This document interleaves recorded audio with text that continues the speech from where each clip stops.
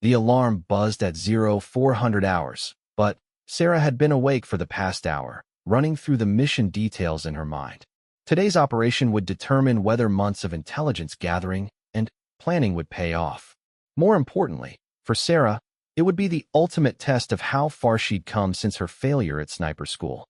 She dressed methodically, each piece of equipment checked and positioned with practiced precision. Her rifle case contained the weapon that had become an extension of herself over the past 6 months of combat operations. The scope was perfectly zeroed, the action smooth and reliable. But Sarah knew that equipment was only part of the equation. The mental game would be just as important. The briefing room was crowded with personnel from multiple units. Captain Hayes stood beside a detailed terrain model that showed their target area, a small village nestled in a valley about 15 kilometers from the base. Intelligence reported that Rahman Nazir would be meeting with his subordinates in a house overlooking the village's main road. Weather forecast shows clear skies with light winds, the operations officer announced. Sunrise is at 0627, which gives us good visibility for the operation. Special Operations Team Alpha will approach from the north, while government forces block escape routes to the south and east. Major General Patricia Reeves, the regional commander, had flown in specifically for this mission. Her presence emphasized the operation's importance and the potential consequences of failure. Reeves was a career infantry officer with 3 decades of experience, including multiple combat deployments. She commanded respect through competence rather than rank. This target has been responsible for killing over 40 coalition soldiers and hundreds of civilians. General Reeves addressed the assembled troops. Taking him off the battlefield will save lives and significantly disrupt enemy operations in this region. Sarah studied the terrain model carefully, noting the distances and angles from various positions to the target building. The longest possible shot would be from a ridge about 1,200 meters from the village, well beyond what most designated marksmen would attempt in combat conditions. Martinez, Captain Hayes called out as the briefing concluded. You'll be positioned on Overwatch Point Charlie with Sergeant Chen's team. Your primary mission is to provide security for the Special Operations Team. Secondary mission is to engage high-value targets if the capture attempt fails. Understood, ma'am, Sarah replied, though her heart rate had already begun to increase. Overwatch Point Charlie was the ridge position she'd identified as the longest possible shot. If Nazir tried to escape, and she had to engage him, it would be at the absolute limit of her effective range. The convoy departed the base under cover of darkness, moving slowly along mountain roads without headlights. Sarah rode in the lead vehicle with Chen's squad, her rifle secured beside her. The familiar weight of her equipment was reassuring, but she could feel the pressure building as they approached the target area. General Reeves had decided to accompany the mission personally, riding in the command vehicle with Captain Hayes. It was unusual for such a high-ranking officer to get so close to combat operations, but Reeves was known for leading from the front. Her presence motivated the troops, but also added another layer of responsibility to the mission. The convoy stopped 3 kilometers from the village, and the teams dispersed to their assigned positions. Sarah's squad began the difficult climb to Overwatch Point Charlie, a rocky outcropping that provided excellent visibility over the entire valley. The ascent took over an hour in complete darkness, with the soldiers moving carefully to avoid making noise or displacing rocks that might alert enemy sentries. By the time they reached their position, the eastern horizon was beginning to show the first hints of dawn. Sarah set up her rifle on a sturdy bipod and began studying the target area through her scope. The village was still dark and quiet, but she could identify the building where Nazir was reportedly meeting with his subordinates. Range to target building is 1,150 meters, Sarah reported to Chun after using her laser rangefinder. Wind is calm, visibility improving. Copy that, Chun replied. Special Ops Team is in position. Government forces are moving to blocking positions. We should have eyes on target within the hour. As the sun rose over the mountains, Sarah could see the village coming to life. Women emerged from houses to tend small gardens, and children began playing in the narrow streets. It was a reminder that combat operations always took place among innocent civilians who wanted nothing more than to live their lives in peace. The radio crackled with reports from various teams. The Special Operations Unit had eyes on the target building and confirmed the presence of several armed men. Government forces were in position to block escape routes. Everything was proceeding according to plan. All stations, this is command, came Captain Hayes' voice over the radio. We have positive identification of Rahman Nazir entering the target building. Special Ops team is moving to capture positions. Sarah felt her heart rate increase as the mission entered its critical phase. Through her scope, she could see movement around the target building, but the distance was too great to identify specific individuals. She would have to trust the Special Operations team to get closer and make a positive identification. Minutes passed with tense radio chatter as the capture team maneuvered into position. Sarah kept her rifle trained on the building, ready to engage if the situation deteriorated. The scope's magnification brought the distant building into sharp focus, but she still couldn't see inside the windows or identify specific targets. Contact! Contact!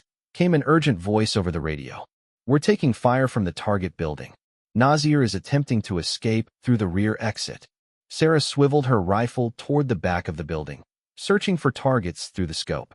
She could see muzzle flashes from automatic weapons and figures moving in the shadows, but the situation was too chaotic to engage safely. Friendly forces were too close to the target area. All stations, this is command. General Reeves' calm voice cut through the radio chatter. Special Ops team is pulling back to safe distance. Government forces are moving to intercept escaping personnel. Through her scope, Sarah watched as several figures emerged from the rear of the building and began moving toward a series of stone walls that would provide concealment. One figure appeared to be directing the others, possibly Nazir himself, but she couldn't be certain at this distance. The fleeing men reached the stone walls and began moving along a path that would take them toward the southern edge of the village. Sarah tracked them through her scope, but they remained partially concealed behind cover. She needed a clear shot with positive identification before she could engage. Martinez, do you have eyes on the escaping personnel? Chen asked. I can see movement along the south wall, Sarah replied. But I can't make a positive identification at this range. Too much concealment. The radio exploded with urgent reports. The government forces assigned to block the southern escape route had encountered heavy resistance and were pinned down by accurate enemy fire. Several soldiers were wounded and needed immediate medical attention. Worst of all, the enemy was beginning to break through the containment. Command, this is Bravo 6, came a desperate voice. We're taking casualties and can't maintain our blocking position. Enemy forces are breaking through our lines. Sarah watched through her scope as the situation deteriorated rapidly. The figures she'd been tracking had reached a position where the stone wall ended, and they would soon have a clear escape route into the mountains. Once they reached the higher ground, they would be virtually impossible to track and capture. Then, everything changed in an instant. All stations, this is command, General Reeves announced. I'm moving forward to coordinate the government forces personally. Ma'am, that's not advisable. Captain Hayes responded immediately. The area is still hot with enemy activity. Negative, Captain. Those soldiers need leadership, and I'm going to provide it. Sarah could see through her scope as a small convoy of vehicles began moving from the command position toward the area where government forces were engaged. General Reeves was putting herself directly into harm's way to help wounded soldiers and restore the tactical situation. But the enemy had been watching too. As the general's convoy approached the government positions, Sarah saw movement on a ridge overlooking the road. An enemy sniper had moved into position to target the approaching vehicles. The distance was extreme, nearly 1,200 meters, but the enemy marksman appeared to be setting up for a precision shot. Contact. Enemy sniper on the eastern ridge. Sarah called into her radio. He's got overwatch on the command convoy. The convoy continued moving, apparently unaware of the threat. Sarah could see through her scope as the enemy sniper settled into position, his rifle pointed directly at the route General Reeves would travel. At this range, even a skilled marksman would have difficulty making the shot, but Sarah couldn't take that chance. She swiveled her rifle toward the enemy position, quickly estimating range and wind conditions. 1,200 meters was at the absolute limit of her effective range, especially with the target partially concealed among rocks. The shot would require perfect calculation and flawless execution. "Chun, I have a shot on the enemy sniper," Sarah reported. "Range is 1,200 meters. Request permission to engage." "Take the shot if you've got it," Chun replied immediately. "Protect the general."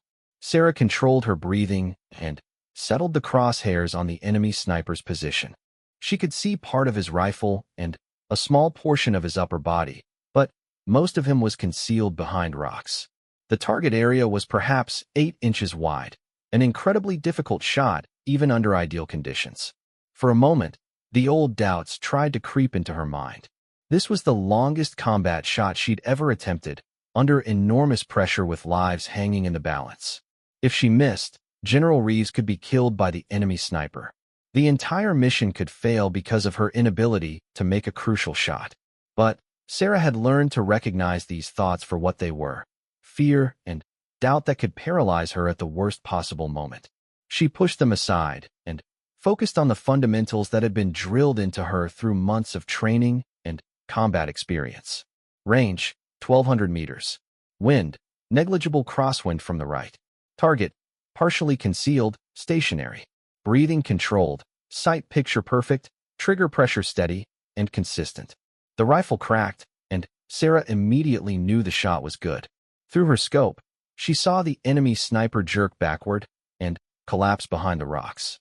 His rifle tumbled down the slope, confirming that the threat had been eliminated. "Good hit," Chin shouted. "Enemy sniper is down." The convoy carrying General Reeves continued safely to the government positions, where she immediately took charge of the situation.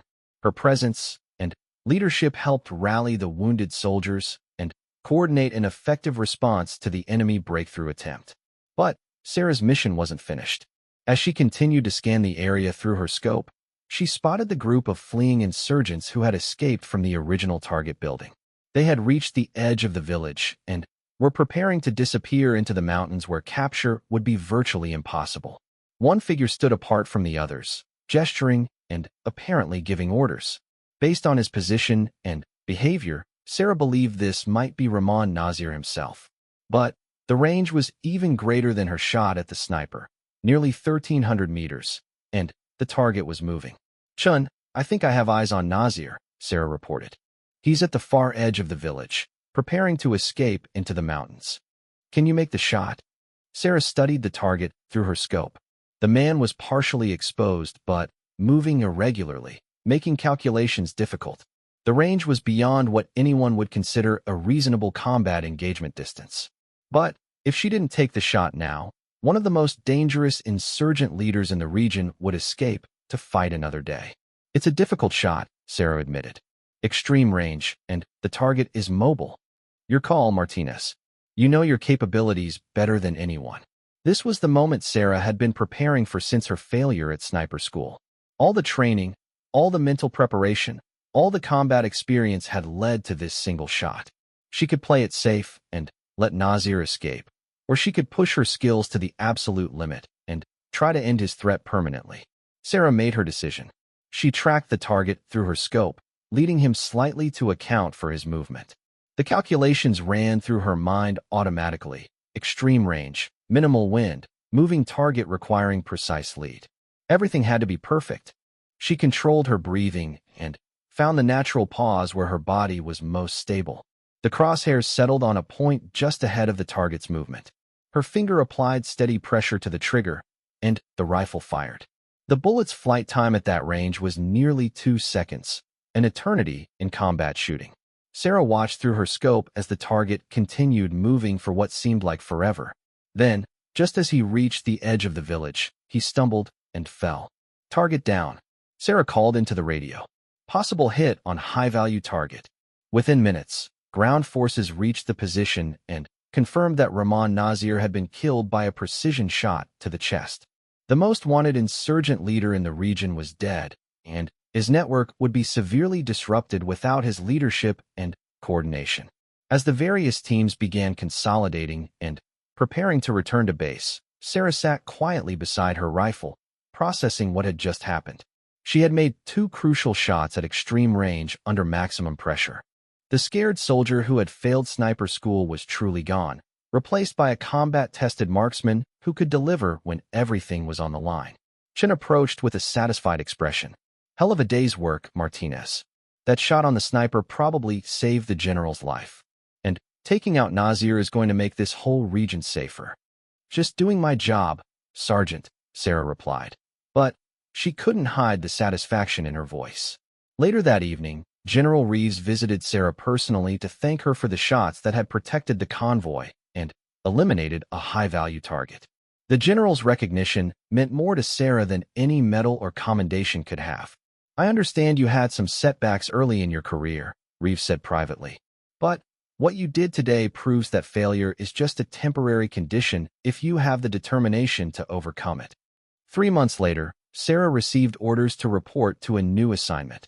Instructor at the Army's Advanced Marksmanship School.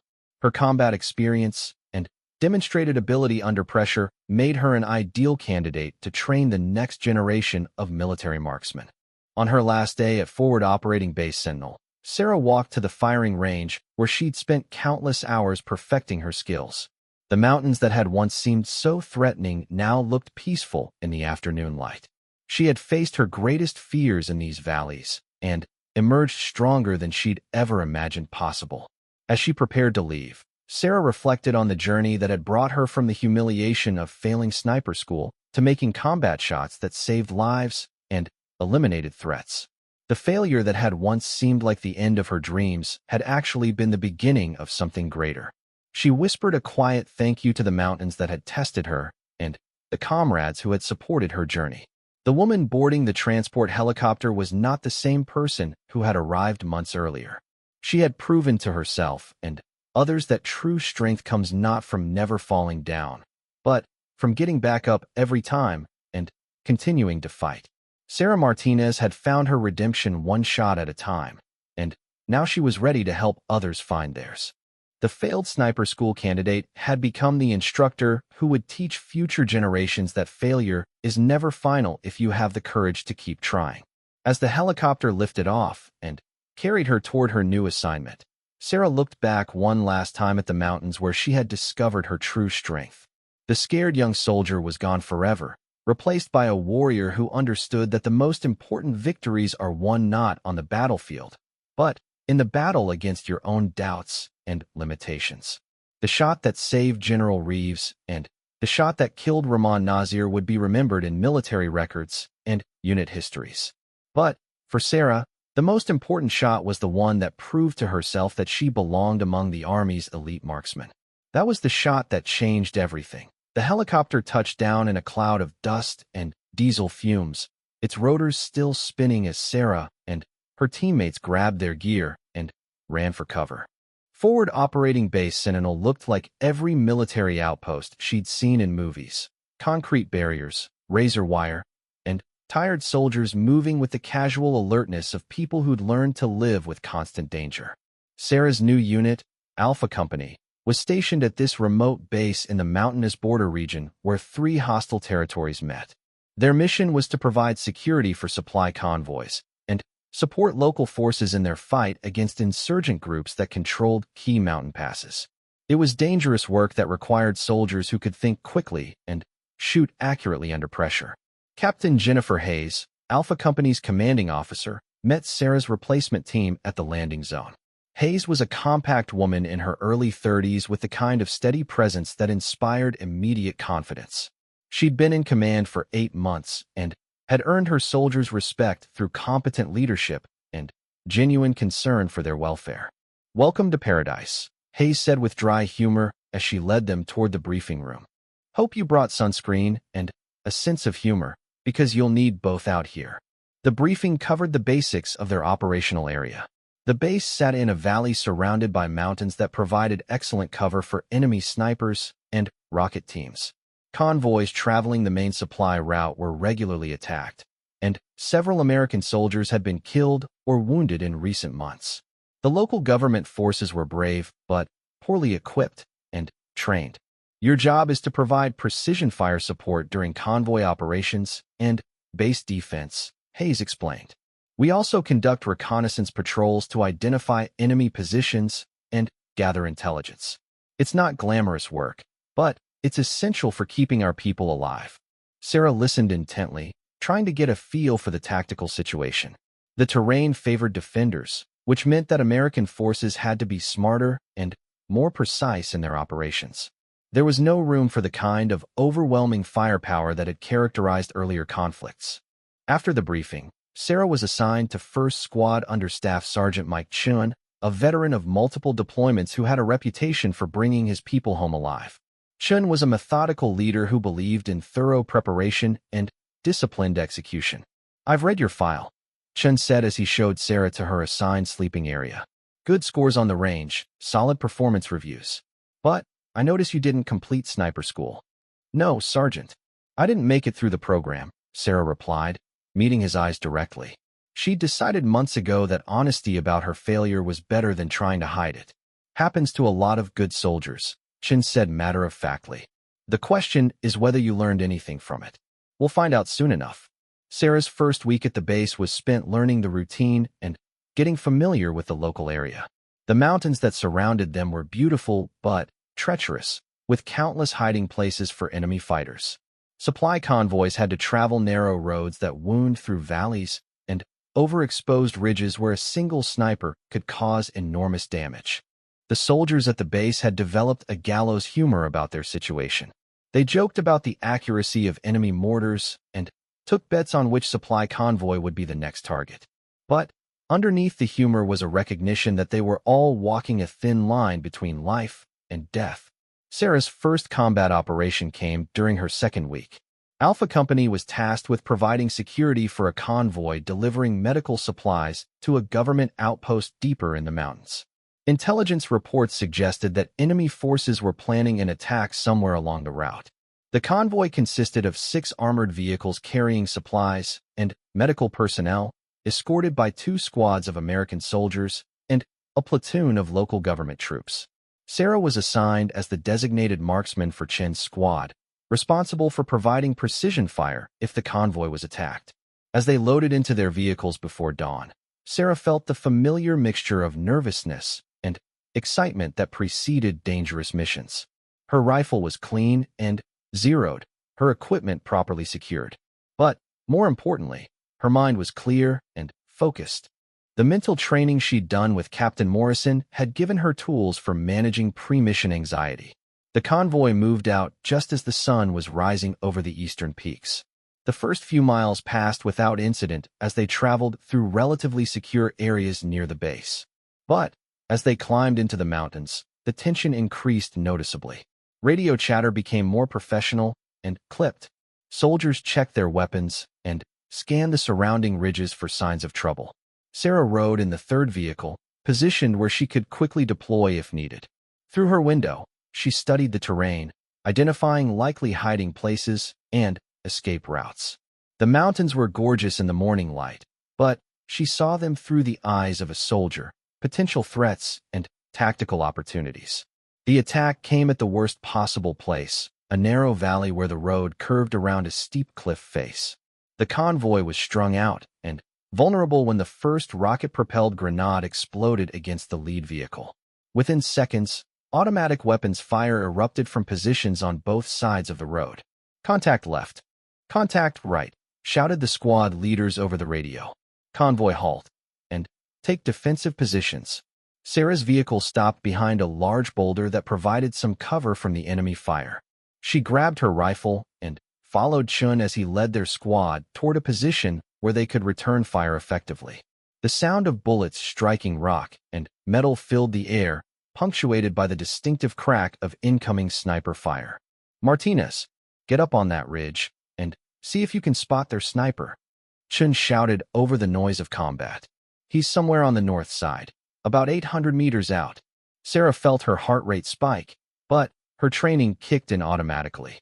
She found a position among the rocks that gave her a clear view of the suspected sniper location while providing protection from return fire. Through her scope, she systematically searched the ridge line for any sign of the enemy shooter. The incoming fire was precise and well-aimed, indicating an experienced marksman. Sarah could hear the bullets snapping overhead as she searched for her target. Each shot seemed to come from a slightly different location, suggesting that the enemy sniper was moving between prepared positions. After several minutes of searching, Sarah caught a glimpse of movement near a cluster of rocks about 900 meters away. She focused her scope on the area and waited patiently. The enemy sniper was well hidden, but Sarah had learned to look for the subtle signs that betrayed a concealed position. There, a brief reflection of sunlight off glass. The enemy was using a scope, and the morning sun had caught it at just the right angle. Sarah estimated the range and began calculating her shot. 900 meters was well within her capabilities, but the target was partially concealed and the angle was challenging.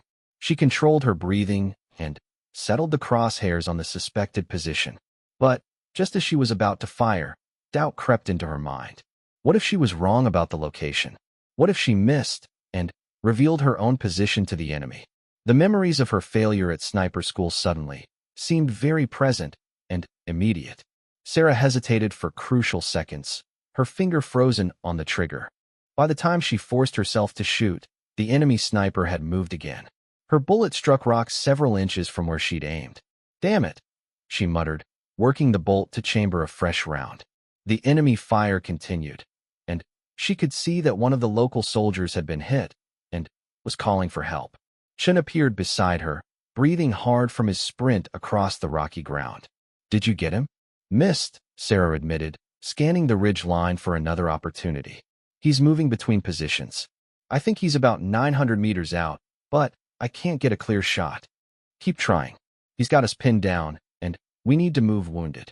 Sarah forced herself to focus on the immediate tactical situation rather than her personal doubts. A fellow soldier was wounded and needed medical attention, but they couldn't reach him while the enemy sniper continued to dominate the battlefield.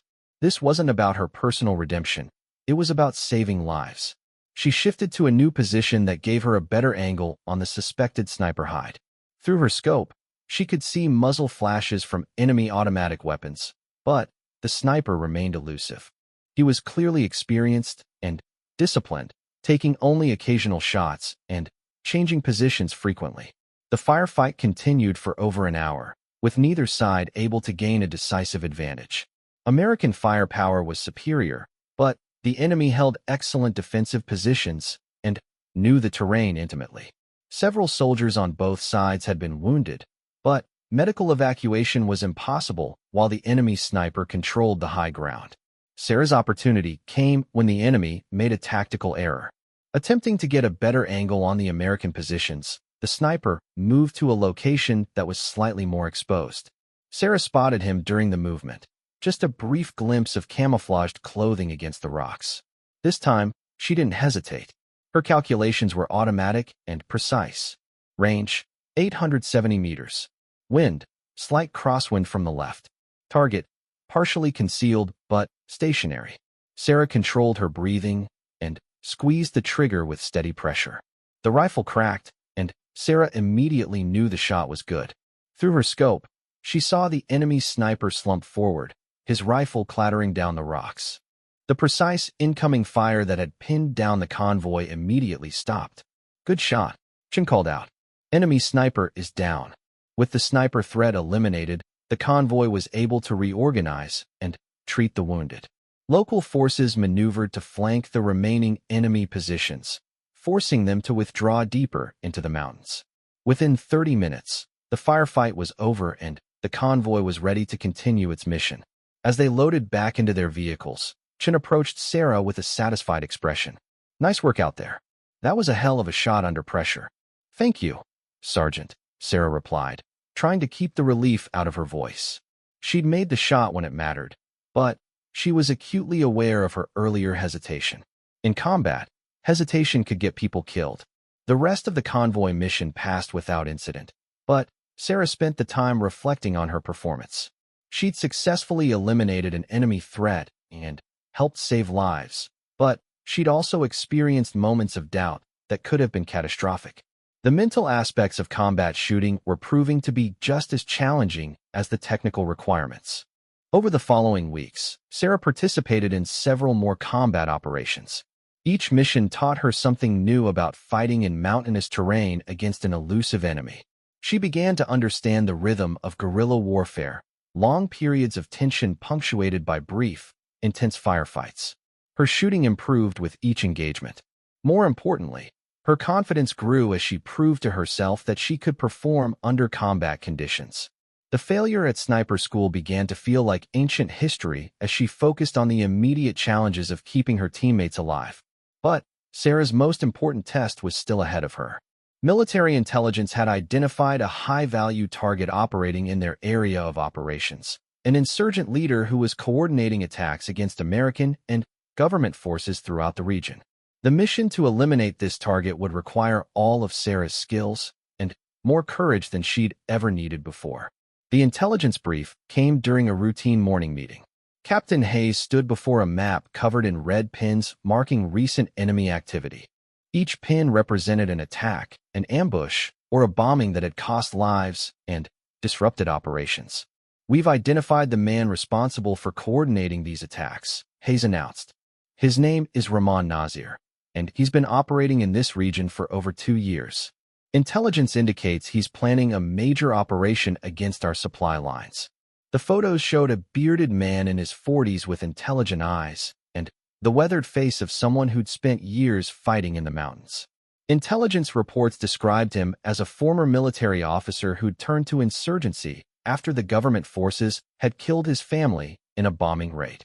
"Nazir is smart, experienced, and extremely dangerous," Hayes continued. "He's also careful. He rarely stays in one place for more than a few hours, and he survived multiple attempts to capture or kill him." The mission would be a joint operation between American Special Forces and local government troops. Sarah's company would provide perimeter security while the Special Operations team attempted to capture Nazir during a planned meeting with subordinates. "This is our best chance to take him alive," Hayes explained. "But if the capture mission fails, we need to be prepared to eliminate him before he escapes. That's where our designated marksmen come in." Sarah felt a familiar mixture of anticipation and anxiety as she realized she might be called upon to take the most important shot of her career. Eliminating Nazir could save dozens of lives and disrupt enemy operations throughout the region. But failing to make the shot could allow a dangerous enemy leader to escape and continue his deadly work. The mission was scheduled for the following week, giving the team time to study the target area and develop detailed plans. Sarah spent hours reviewing satellite photos and terrain maps, identifying potential shooting positions and escape routes. She practiced long-range shots at various distances and angles, preparing for any scenario the mission might present. Captain Morrison's mental training proved invaluable as Sarah prepared for the mission. She used visualization techniques to imagine different scenarios and her responses to them. She practiced breathing exercises to manage stress and anxiety. Most importantly, she focused on the mission rather than her personal fears and doubts. The night before the operation, Sarah cleaned her rifle with extra care and checked her equipment multiple times. Her teammates noticed her focused intensity and gave her space to prepare mentally. They understood that tomorrow might require her to make a shot that could determine the success or failure of the entire mission. As she lay in her bunk, trying to sleep, Sarah thought about the journey that had brought her to this moment. The failure at sniper school seemed like it had happened to a different person. The months of rebuilding her confidence and skills had prepared her for this opportunity.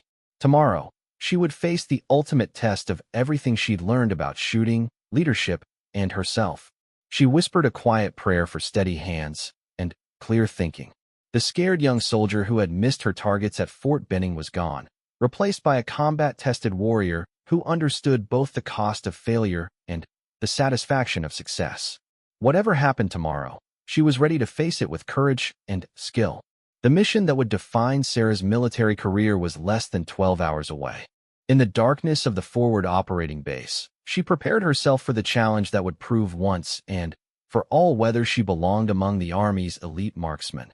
Sarah Martinez wiped the sweat from her palms for the third time in 5 minutes. The desert sun beat down mercilessly on the Fort Benning training grounds, but the heat wasn't what made her hands shake.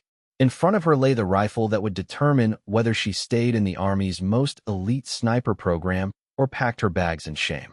"Martinez, you're up," Sergeant First Class Rodriguez called out, his voice carrying across the shooting range like a death sentence. Sarah had heard that tone before.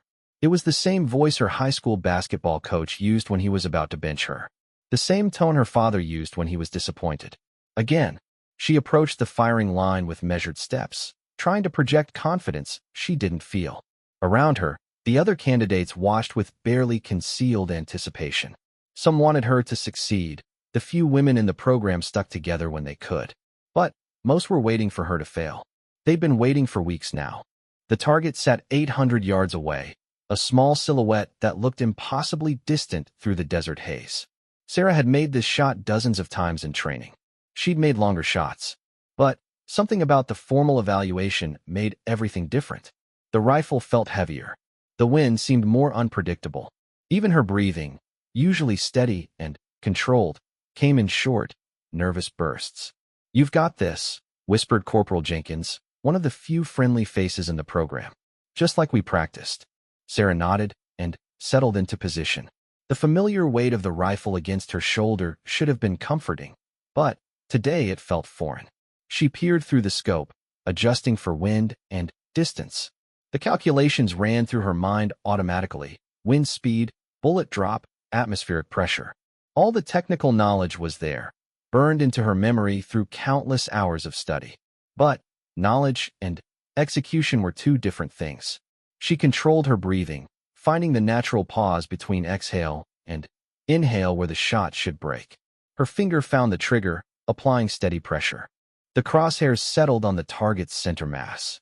Everything looked perfect. The rifle cracked, and Sarah immediately knew she'd missed. "Miss," Rodriguez announced, his voice carrying no surprise. "Left edge of target." Sarah's heart sank. In sniper school, a miss wasn't just a miss. It was a failure that could cost lives in the field. She had 4 more shots to prove herself, but already she could feel the weight of expectation crushing down on her. Her second shot was worse, sailing wide right. The third hit the target, but low, in what would have been a leg wound rather than the clean, decisive shot a sniper needed to make. By the fourth shot, her confidence was completely shattered. Her hands trembled as she lined up the crosshairs, and the shot went high. "Last shot, Martinez," Rodriguez said. There was almost pity in his voice now, which was somehow worse than the earlier indifference. Sarah closed her eyes for a moment, trying to block out everything except the fundamentals: breathing, sight picture, trigger control. But when she opened them, the doubt came flooding back.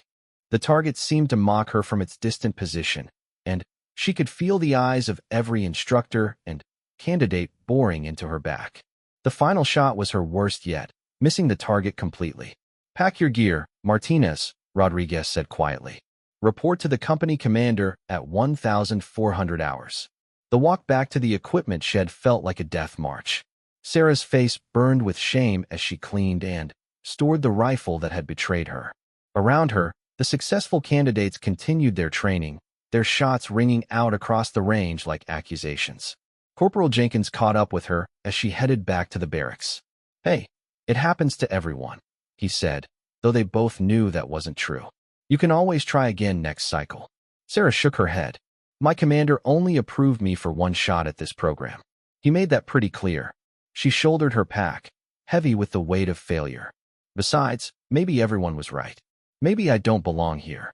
The meeting with Company Commander Captain Williams was brief and professional. He didn't lecture her or offer false encouragement. He simply handed her transfer orders back to her regular unit and wished her luck. By evening, Sarah was on a transport truck heading back to Fort Hood and her old job as a regular Army marksman. The 3-hour drive gave her plenty of time to think about what had gone wrong. She'd been one of the top shooters in her unit before applying for sniper school. Her scores on the preliminary tests had been excellent. But when it mattered most, when everything was on the line, she'd crumbled under pressure. Back at Fort Hood, the reception was exactly what she'd expected. Her unit commander, Major Davis, was sympathetic but disappointed. He'd stuck his neck out to get her into the program, fighting against skeptics who thought women couldn't handle the physical and mental demands of sniper training. "I'm sorry it didn't work out, Martinez," he said as they sat in his office. "I really thought you had what it takes." "So did I, sir," Sarah replied, staring at her hands. "I guess we were both wrong." Maybe. Or maybe you just hit a rough patch. Davis leaned back in his chair. You're still one of the best marksmen in the battalion. That hasn't changed. But something had changed for Sarah. The confidence that had carried her through years of military training was shattered. When she returned to the rifle range for regular qualification, her shots that used to be precise and consistent were now erratic and uncertain. Her squad mates noticed the change immediately. "What happened to you at sniper school?" asked Specialist Thompson during a training exercise. "You used to shoot like Annie Oakley. Now you can barely hit the broadside of a barn." Sarah tried to laugh it off, but the comment stung because it was true. The failure at sniper school had infected every aspect of her shooting. She second-guessed every shot, overthought every calculation. The mental game that was so crucial to precision shooting had been completely destroyed.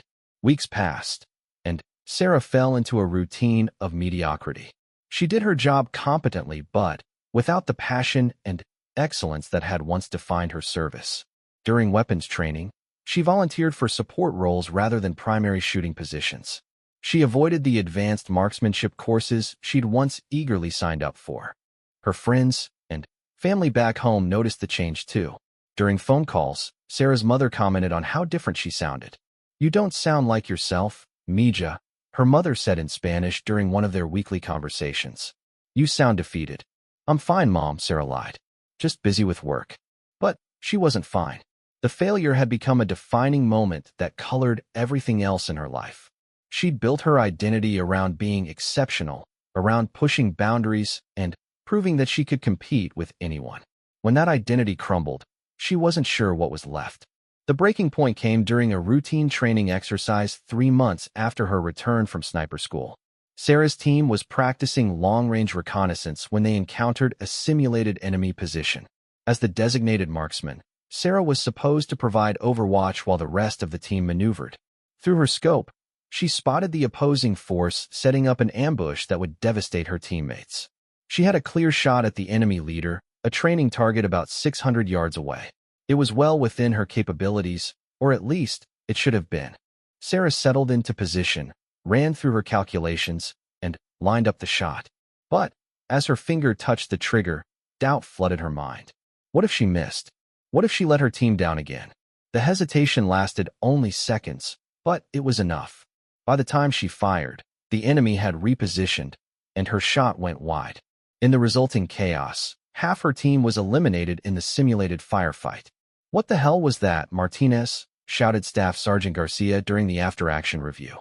"You had a clear shot, and you took forever to take it. In a real fight, we'd all be dead because of your hesitation." That night, Sarah lay in her bunk staring at the ceiling, replaying the failed shot over and over. She realized that her problem wasn't just technical, it was mental. The failure at sniper school had created a mental block that was affecting every aspect of her marksmanship. She needed help, but admitting that felt like admitting weakness. In the Army, especially as a woman trying to prove herself in traditionally male roles, showing any sign of vulnerability could be career suicide.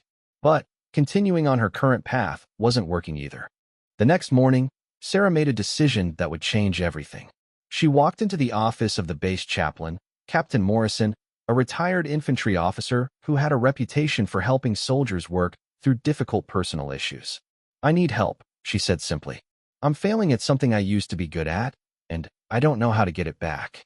Captain Morrison listened without judgment as Sarah told him about sniper school, about the pressure and the failure, and about how it had affected everything since. When she finished, he was quiet for a long moment. "You know what I think your problem is?" he finally said. "You're trying to be perfect instead of trying to be good enough. I don't understand. In combat, you don't need the perfect shot," Morrison explained. "You need the shot that accomplishes the mission. But you're so worried about failing again that you're paralyzed by the pursuit of perfection." They talked for over an hour about pressure, expectations, and the mental side of performance under stress. Morrison had seen it before in soldiers returning from combat.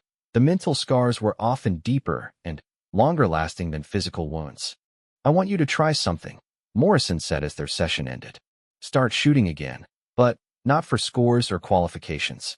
Shoot for fun. Remember why you fell in love with marksmanship in the first place." That afternoon, Sarah found herself at the informal shooting range that soldiers used for personal practice. Instead of the high-pressure qualification course, she set up targets at moderate distances and just started shooting. No timers, no scores, no observers judging her performance. For the first time in months, shooting felt natural again. Her groups were still loose compared to her old standards, but they were consistent. More importantly, she found herself enjoying the process instead of dreading it. Over the following weeks, Sarah slowly rebuilt her confidence one shot at a time. She started with easy targets at short distances, gradually working her way back up to the challenging shots that had once been routine. The process was humbling, but necessary. Captain Morrison helped her develop mental exercises for managing pressure and anxiety. They worked on breathing techniques, visualization, and the art of staying present in the moment instead of worrying about past failures or future consequences. The shot that you missed 6 months ago doesn't affect the shot you're taking right now, Morrison reminded her repeatedly. Each shot is independent. Each shot is a new opportunity. Slowly, Sarah's old skills began to return. Her shot groups tightened. Her confidence grew. But, more importantly, she developed a new relationship with failure. Instead of seeing misses as proof of inadequacy, she learned to see them as information, data points that helped her adjust and improve. The transformation wasn't quick or easy. There were setbacks and frustrating days when everything seemed to go wrong. But Sarah persevered, driven by a growing understanding that her worth as a soldier and a person wasn't defined by any single performance. 6 months after her failure at sniper school, Sarah was back to shooting at her old level. Her unit commander noticed the change and began giving her more responsibilities as a designated marksman. But Sarah knew this was just the beginning of her journey back to excellence. What she didn't know was that her opportunity for redemption was already being set in motion thousands of miles away, in a conflict zone where precision shooting would soon become a matter of life and death. The skills she was rebuilding and the mental toughness she was developing would soon be tested in ways she couldn't imagine. The first hint came during a routine briefing about overseas deployment rotations. Sarah's unit was being considered for a special assignment in a volatile region where American forces were supporting local allies against insurgent threats. The mission would require soldiers with specialized skills, particularly in reconnaissance and precision shooting. As Sarah listened to the briefing, she felt a familiar stirring of excitement and anxiety. This could be her chance to prove herself in real combat conditions, to show that her failure at sniper school didn't define her capabilities. But it could also be another opportunity for spectacular failure, this time with actual lives on the line. The decision to volunteer for the deployment wasn't easy. Part of her wanted to play it safe, to stick with routine assignments where the stakes were lower. But a larger part of her knew that running from challenges would never rebuild the confidence and self-respect she'd lost. 3 weeks later, Sarah found herself on a transport plane heading overseas, her rifle case secured in the cargo hold. She was nervous, but no longer paralyzed by fear. The mental training with Captain Morrison had given her tools for managing anxiety and pressure. The months of rebuilding her shooting skills had restored her technical proficiency. But, most importantly, she had developed a new understanding of what it meant to be a soldier. Success wasn't about never failing. It was about how you responded to failure. It was about getting back up, learning from mistakes, and finding the courage to try again when everything was on the line. As the plane crossed into international airspace, Sarah reflected on the journey that had brought her to this moment. The humiliation of sniper school felt like a lifetime ago, but she carried the lessons learned from that failure with her. She was no longer the overconfident soldier who had walked onto the Fort Benning range expecting easy success. She was something better, a warrior who understood the cost of failure and the value of perseverance. The deployment ahead would test everything she had learned about herself and her capabilities. She didn't know what challenges awaited her in the combat zone, but she knew she was ready to face them. The woman who had failed sniper school was gone, replaced by someone stronger and wiser. In the darkness of the aircraft cabin, Sarah whispered a quiet prayer for the opportunity to prove herself worthy of the trust her commanders had placed in her. She didn't ask for easy missions or guaranteed success. She asked for the strength to do her duty with honor, regardless of the outcome. The plane flew through the night toward an uncertain future, carrying a soldier who had learned that true strength comes not from never falling down, but from always getting back up. Sarah Martinez was ready to write a new chapter in her story, one shot at a time. She failed sniper school until one shot at 1,200 yards saved a general.